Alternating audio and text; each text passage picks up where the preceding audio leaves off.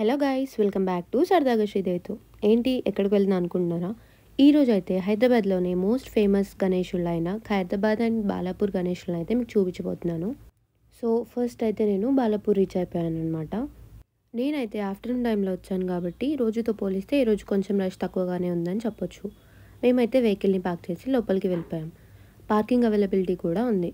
నేనైతే first time వస్తున్న బాలాపూర్ వినాయకుడిని చూడడానికి. మీరు ఆల్రెడీ బాలాపూర్ గణేశుడిని చూస్తుంటే మీకు ఎలా అనిపించిందో కమెంట్ సెక్షన్లో కమెంట్ చేయండి. సో ఈసారి బాలాపూర్ గణేశుడి మండపం అయోధ్య రామ మందిరం సెట్తో డెకరేట్ చేశారు. నాకైతే చాలా బాగా అనిపించింది. సేమ్ అయోధ్య టెంపుల్ ఫీల్ వచ్చింది. నేను వచ్చింది వీక్ డేస్ అండ్ ఆఫ్టర్నూన్ కాబట్టి మనకు కొంచెం జనాలు మాత్రమే కనిపిస్తున్నారు. అదే వీకెండ్స్లో అయితే అస్సలు ఖాళీ ఉండదు. సో మనకైతే ఈ అయోధ్య థీమ్ తోటి డెకరేట్ చేయడానికి 10 days పట్టిందంట. సో వర్షాలు కూడా మధ్యలో పడడం వల్ల కొంచెం డిలే అయింది. సో మొత్తం కంప్లీట్ అయ్యేసరికి మనకి 1 month పట్టిందంట. సో బాలాపూర్ గణేష్ ఉత్సవ్ కమిటీ వాళ్ళు ఎవ్రీ ఇయర్ భక్తులను కొత్తగా ఆలోచించి ఆకట్టుకుంటూనే ఉంటారు. సో ఈసారి సేమ్ అయోధ్యలో ఎలా అయితే ఉందో అలానే థీమ్ సెట్ చేశారు. అండ్ మనకి థీమ్ సెట్ చేయడం మాత్రమే కాకుండా అక్కడ బాలరాముడికి చాలా అంటే చాలా ఘనంగా పూజలు నిర్వహిస్తున్నారు. నాకైతే ఒక్క నిమిషం అయోధ్యలో నిజంగానే ఉన్నానా అన్నట్టు అనిపించింది అనమాట. మీకు కూడా ఎలా అనిపించిందో కమెంట్ సెక్షన్లో కమెంట్ చేయండి.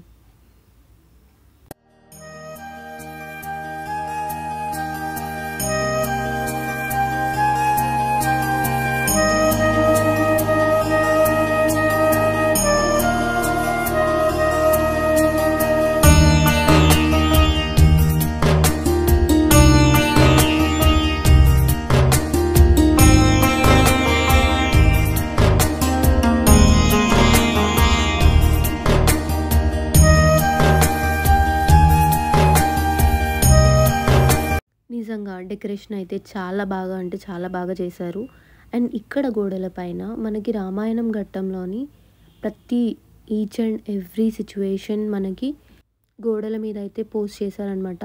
చిన్నప్పుడు చదువుకున్నాం, మళ్ళీ ఇప్పుడు గుర్తు తెచ్చుకున్నా నేనైతే.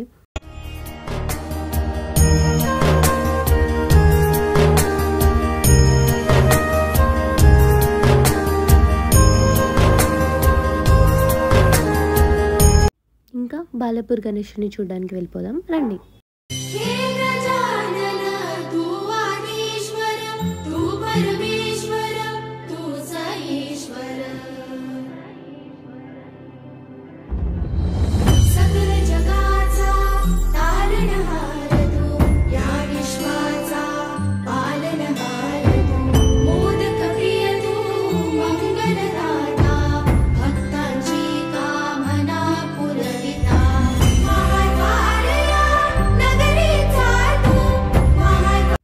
ఫైనలీ నేనైతే బాలాపూర్ గణేశుడిని చూసేసాను.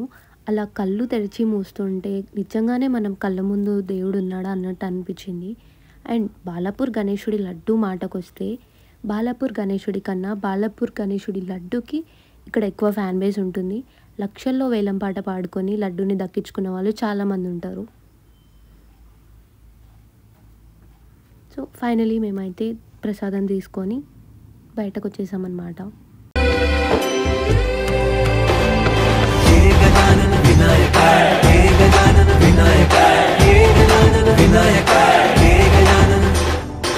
సుఖకర్త కూదుకర్త బప్పా వినాయక, హే గజవందన పార్వతి నందన బప్పా వినాయక, సర్వజనార్థే ప్రియ దైవత బప్పా వినాయక మహాద్వార.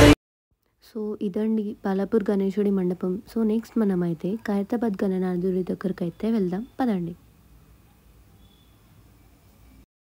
సో నేనైతే మా అక్కని తీసుకొని ఖైరతాబాద్ అయితే రీచ్ అయిపోయాను అనమాట. ఓన్ వెహికల్ కంటే మెట్రో ఆర్ MMTS ప్రిఫర్ చేయడం చాలా బెటర్. మా అక్కతో ఇలా ఫస్ట్ టైం వస్తున్నా అనమాట. ఫీలింగ్ చాలా ఎగ్జైటెడ్. అండ్ ఖైరతాబాద్ విషయానికి వస్తే ఖైరతాబాద్కి వీక్ డేస్ వీకెండ్స్ అనేవి ఏమి ఉండవు.